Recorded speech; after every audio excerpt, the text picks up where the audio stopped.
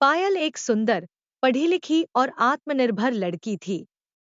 उसकी शादी अरविंद से तय हुई, जो एक मध्यम वर्गीय परिवार से था। अरविंद के माता-पिता सादगी और पारिवारिक मूल्यों की मिसाल माने जाते थे।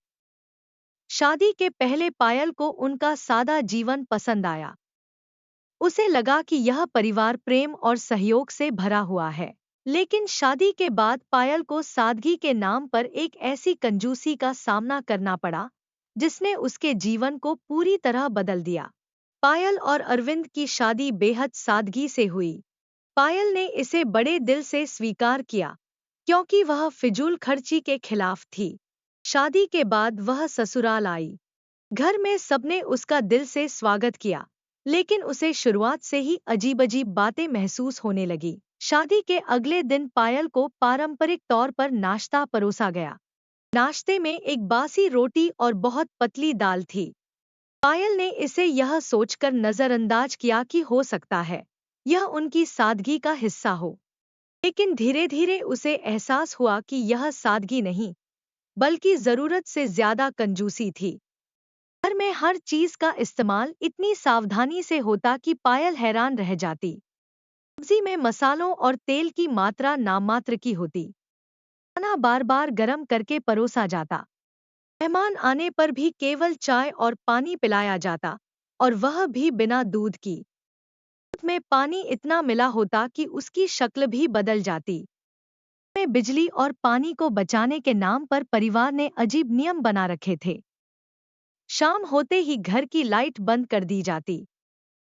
पंखा या कूलर सिर्फ गर्मियों में चलाने की अनुमति थी, वह भी कुछ घंटों के लिए।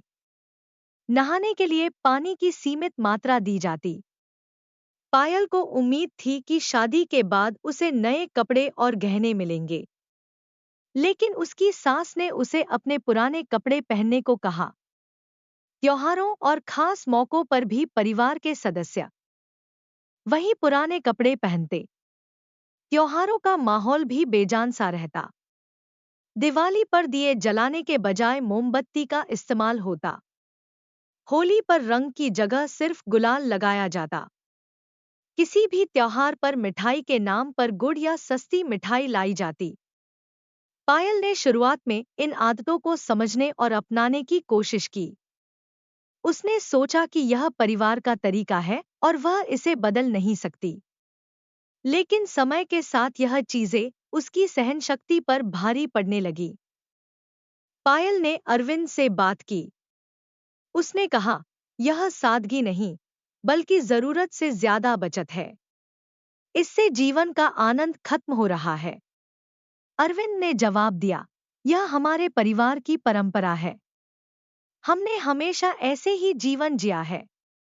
पायल ने परिवार के अन्य सदस्यों से बात की। उसने उन्हें समझाने की कोशिश की कि खुशहाल जीवन जीने के लिए संतुलन जरूरी है। उसने बताया कि फिजूल खर्ची गलत है, लेकिन जरूरत से ज्यादा कंजूसी रिश्तों में दूरी पैदा करती है। धीरे-धीरे पायल ने अपनी सूझबूझ से बदलाव लाने की कोशिश की। खाने में सुधार। पायल ने अपनी सास को समझाया कि खाना स्वादिष्ट और पोषक होना चाहिए।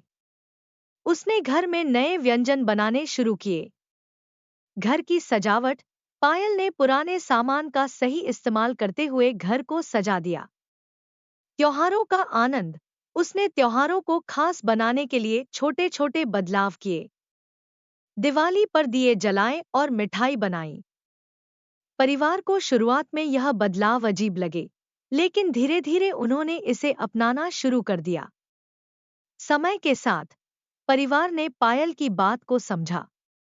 उन्होंने महसूस किया कि जरूरत से ज्यादा कंजूसी रिश्तों और खुशियों पर असर डालती है। परिवार ने पायल की सलाह मानते हुए संतुलित जीवन जीना शुरू किया। इस कहानी से यह सीख मिलती है कि सादगी और कंजूसी में बड़ा अंतर है। सादगी जीवन को सरल बनाती है,